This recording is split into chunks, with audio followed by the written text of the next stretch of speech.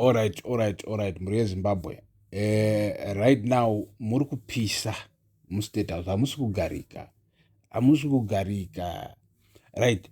So tine news dziri kutiudza kuti Auxilia Mnangagwa, as we speak right now, tiri kunzwa kuti she is in Chimoio.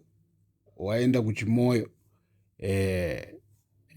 maybe wadzoka right now, but tanzwa kuti waenda kuchimoyo kwaanga aenda uko kunoapiza kana kunonyaradza mweya yemagamba akutanga kuataka vanhu veZANU-PF. Takaona Vera akapfuura, tikaona murume wake akapfuura, tikaona vana Mabel chinomona vachinzi vamhanya vaenda kupi kunokonzauta maspiritual chakadaro, spiritual chikazodii. Handiti now tiri kunzwa kuti Auxilia wamhanya uko, but achimhanya ikokoko une nyaya yake asina kupedza kunoko kumba kwake kunoko, nyaya yake asina kupedza muchimoto chakatanga chinova chenyaya yaKelsi naCollins. Right, muri Zimbabwe uri kufesa chimoto chimwe chiri kukandwa chibva uko, chimwe chikandwa kubva uko. Chimoto ichi Collins ari kutonzi asi kunzwanana naMomzi wakatomboda kuti budisai, akazomboda kuita sei. Ndiye ari kunzi anga akatisenda jet raifanira kutora vana Momzi vaKelsi vakazobatwa kuBulawayo kulodge. Handiti so mukomana nanga chikanda chimoto kuti Momzi muri kubhayiza, but Mnangagwa utiri kunzwa kuti uri kukanda futi chimoto. And Mnangagwa ari kutoti chimbotovomira iyi nyaya iyi because nyaya iyi yaexposa zvinhu zvatiri kuita, mari dzatiri kutora dzevanhu dzevaridzi dziri kutogwa kubva nevana vedu vari kutamba nemari. Munhu wese ari kutamba nemari. Handiti so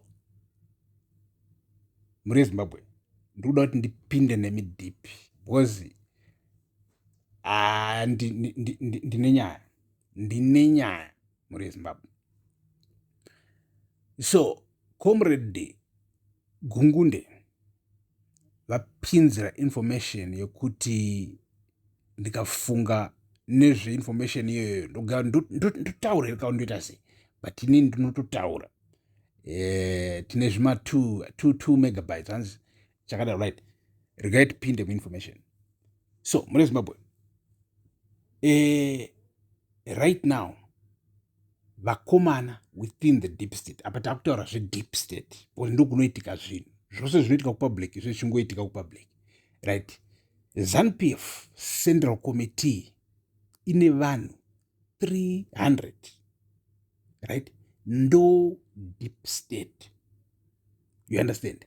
So vanhu 300 vakawanda zvekuti chero kavabhadhara, in fact these are guys who are well fed, vanodla, vanenge vachiwana mari chichi muZANU-PF, but vanenge vari ambitious. Handiti now vanenge vachipiwa zvavari kupiwa, but nyaya yaMnangagwa yemwana waMnangagwa ye$9 million plus yabuda iyi muri Zimbabwe iri kupisa. Comrade Gungunde vari kundiudza inini kuti paitwa mameetings asingaperi ekuti Mnangagwa anenge asimo mumameeting waya, and anenge achitwa because remember 300 vanatotaura nezvava the Central Committee iyo ndo inonzi ZANU-PF pachayo, right.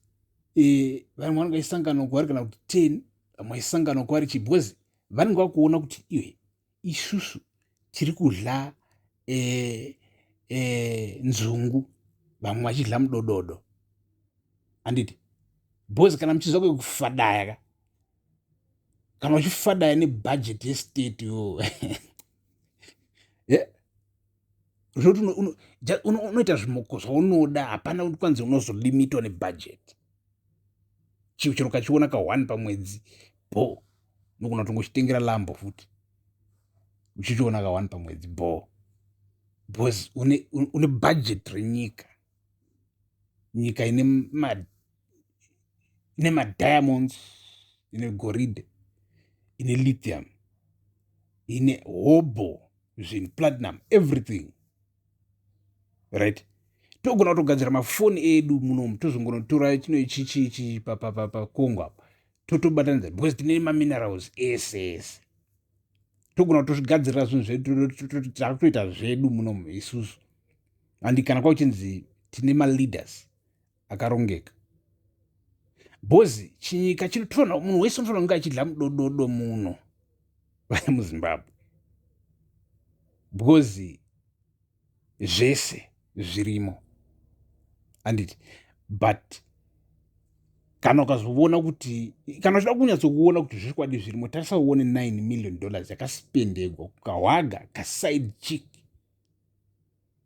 boys sometimes nemusiri kunzwisisa mukuona vana Wicknell kana Wicknell achibudikira ane confidence yekuti iye unozviti mukuru wemazuva unozviti chindibhosi zvakazoita sei it's because unozviziva kuti chero akabuda nezvima Rolls Royce zvingani zvari kubuda nazvo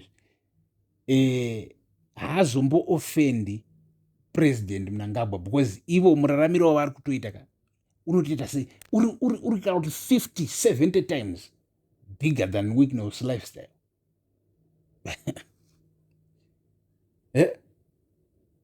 munhu wokutoti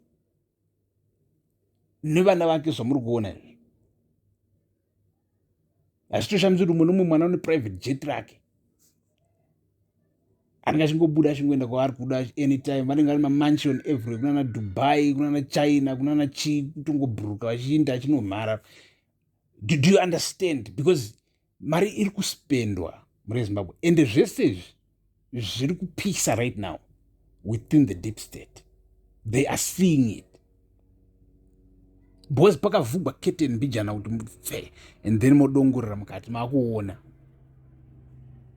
zviri kuitika so right now muri Zimbabwe tichitaura kudai so auxilia kuMnangagwa ari kuzama kuita kumisa auxilia kuti nyaya iyi ngaitongotsikwa zvivhare nezvakadaro pasambowedzera more publicity Collins asatombowanikwa achiinda kana kukoti kana kuchii zvisatombowanikwa zvaitika that's what is happening right now saka isusu tiri kunamatira kuti mai Mnangagwa vasaita give up varambe vachipresa vachitaura zvemadrugs avari kutaura ivanozviziva kuti munhu ari kudanana naCollins doesn't need to sell drugs why